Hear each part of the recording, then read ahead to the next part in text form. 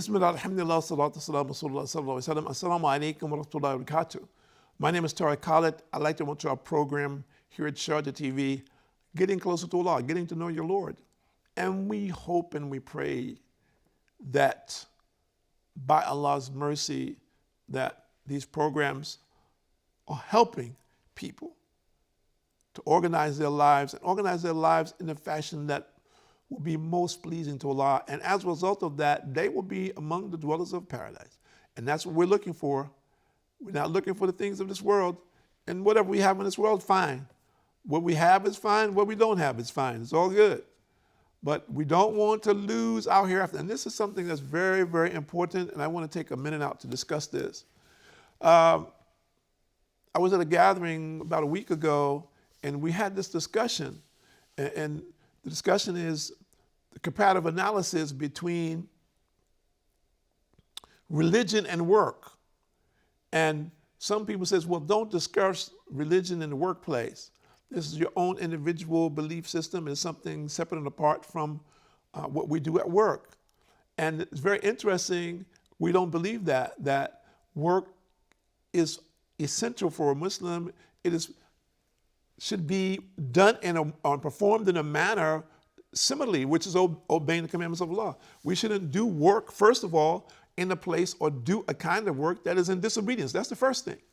We shouldn't do that. And then secondly, in the workplace, whatever our agreements may be, that we should implement those things on a daily basis. And thirdly, the workplace should not be a place that is devoid of the remembrance of Allah, because you're doing such and such a place. And people say, well, you know, there's no place here for religion. Religion is your personal affair, and that's your personal business. Here is this looking for worth. Keep your religion outside and just do your work here. This is darkness. You will have no benefit in your work. You will not have skill sets. You will not have the capability to learn or implement anything without Allah's permission. So the person who does not understand this and incorporate this into his lifestyle is a loser. And actually, if you're in a workplace where people have made it sterile, this is very dangerous. You're in a workplace meaning where somebody says, you're so afraid to mention the name of Allah. Any gathering devoid of the remembrance of Allah subhanahu wa ta'ala is a huge problem for a believer. So even as a believer, if you do it silently, you're in a group, you're in a meeting, and some people become shy and shame because they're in a meeting, for example, with people who are people of influence, let's say the board of directors or a customer who comes from abroad from a huge company, or someone who is a politician who represents a particular government. Every human being needs to understand his relationship with Allah. And not that we're questioning that person or challenging him. No, not in that way or that fashion. But yet and still, we need to engage them and find a way to engage them for the sake of their own souls. If we are really concerned about these people and the challenges that they're facing, then we should pray for them. And minimally, we should tell them, I'm going to pray for you. I've never met a person who said, no, don't pray for me. I don't want you to pray for me. I met many people who were not Muslims, but no says, man, please pray for me, brother. You know, I need some prayers right now. So, and I'm saying this to the Muslims because I find that many Muslims themselves become shy when it comes to reminding people about Allah, about being in an environment and calling on Allah. But we have some people today who are openly now in public. We have some athletes, particularly, who are pronouncing their Islam and openly praising and thanking Allah in front of huge crowds, as an example. And it has had an impact on people. And we hope and we pray. And if people are not doing this to show off, people are doing it to show their gratitude to Allah. They're not looking at the people or the mass of people or what it is that the people want or like or don't like.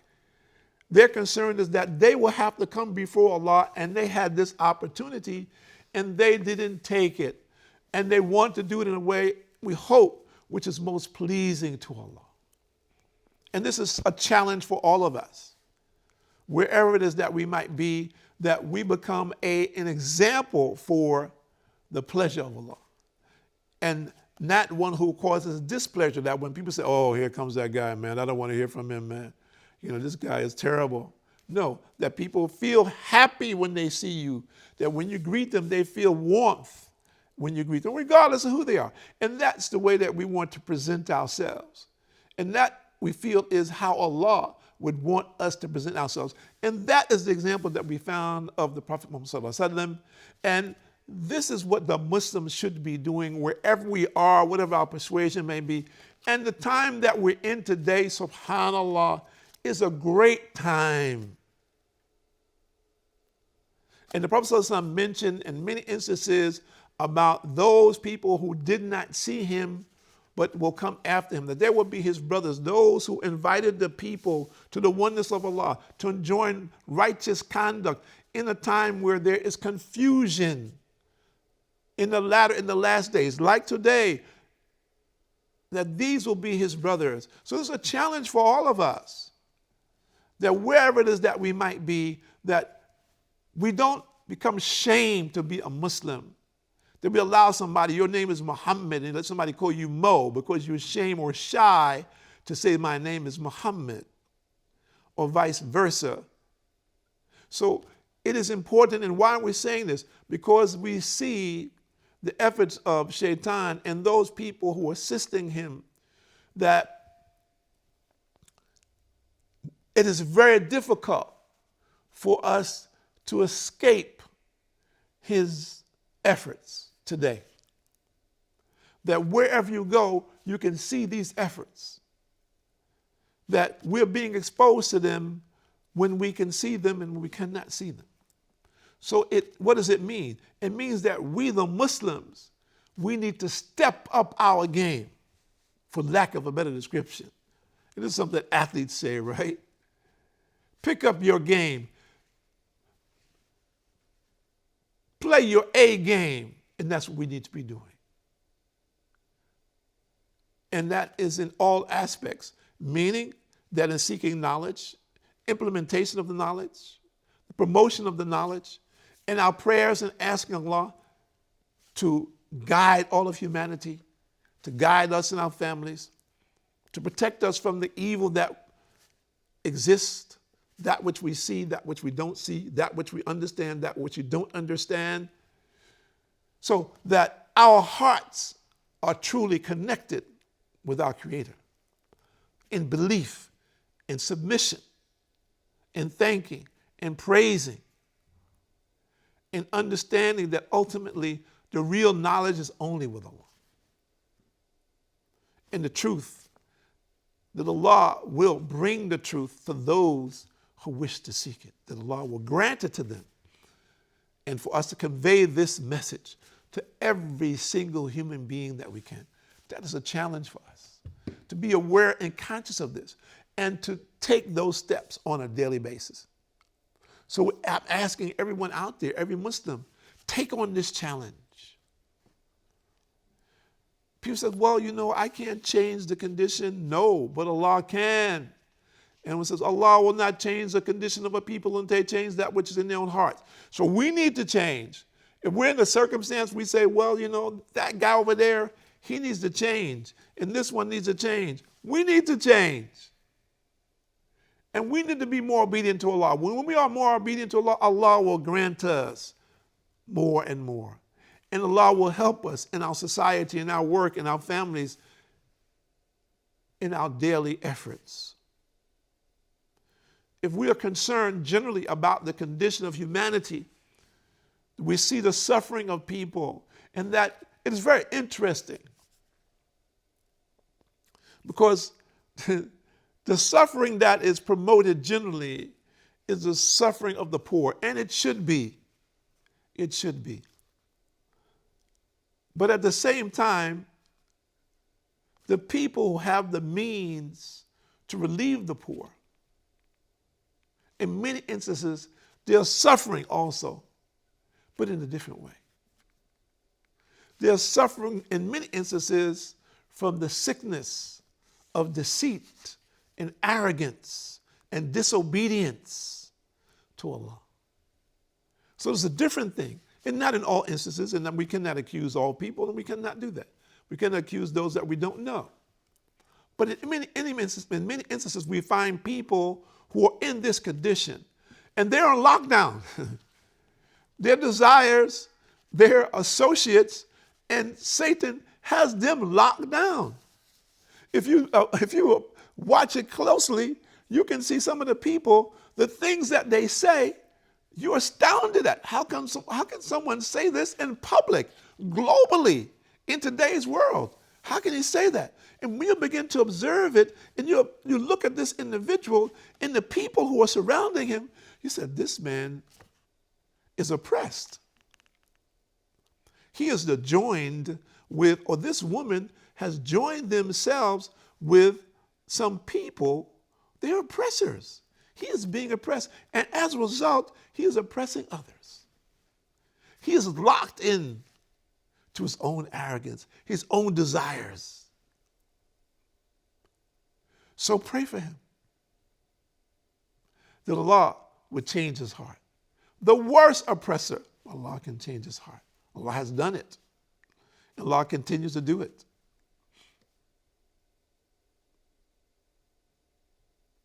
I was in a prison visiting, not as a prisoner, visiting a prison one time.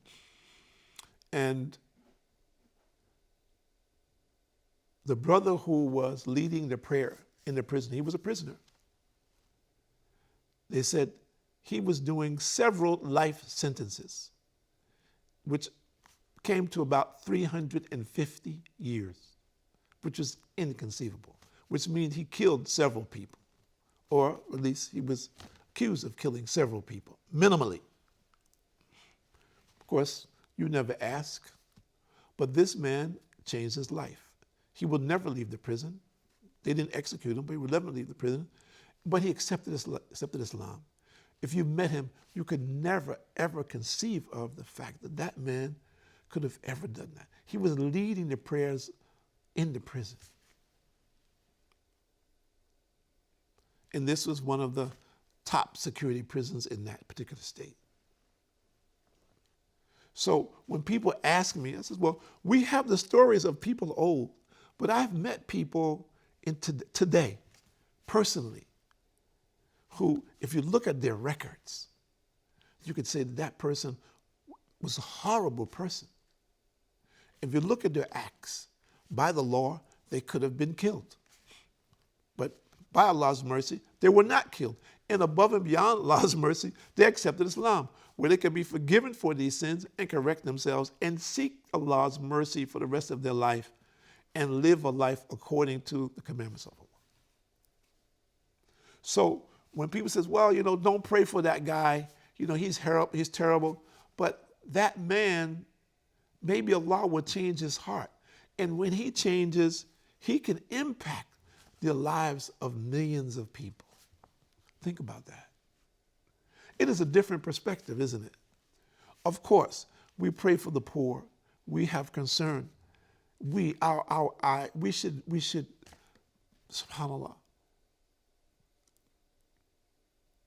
we should cry blood when we look at the horrific conditions globally of men, women, and children. But at the same time, there are people who, if Allah guides them, they can relieve the condition of millions of people easily if they so choose. Today, there are people who have these capabilities. So we should pray for them and ask Allah to relieve them of whatever it is that's got them on lockdown. Bring them to his remembrance, his worship. Open their hearts to the truth that they can serve him, and as a result of that, serving humanity. And of course, this is on a higher level, but it is easy for Allah.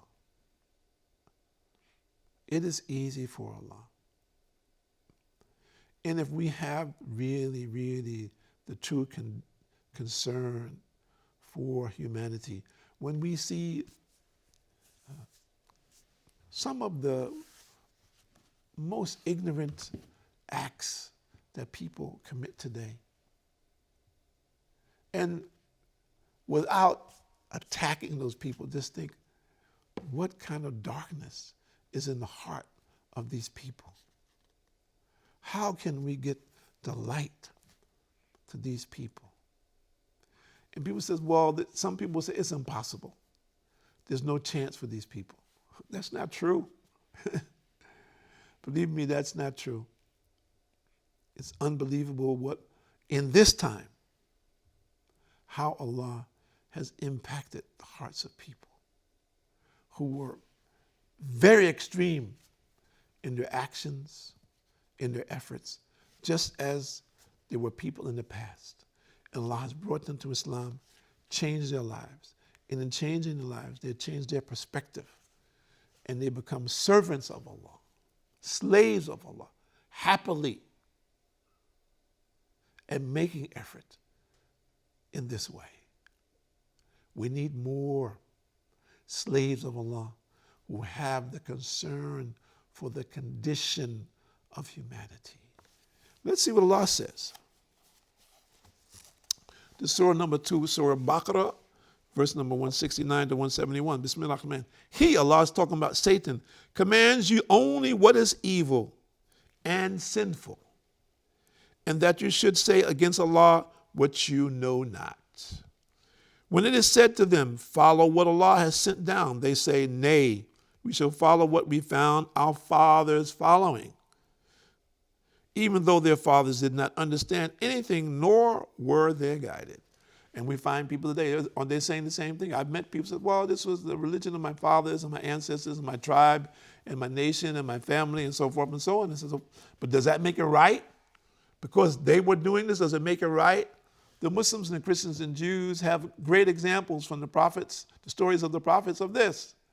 So because their fathers were doing these things, does it make it correct? Should you do that? If your father was a criminal, a thief, a liar, a cheat, a murderer, should you be that? Think about it. Or would you rather be the person who Allah is most pleased with? My name is Tariq Khalid. I'd like to thank you for us here at Sharjah TV. Getting closer to Allah, getting to know your Lord, and we hope and we pray that each and every human being that hears this program is guided to this truth, and he accepts it and submits himself to it before his demise. Assalamu alaikum wa rahmatullahi wa barakatuh.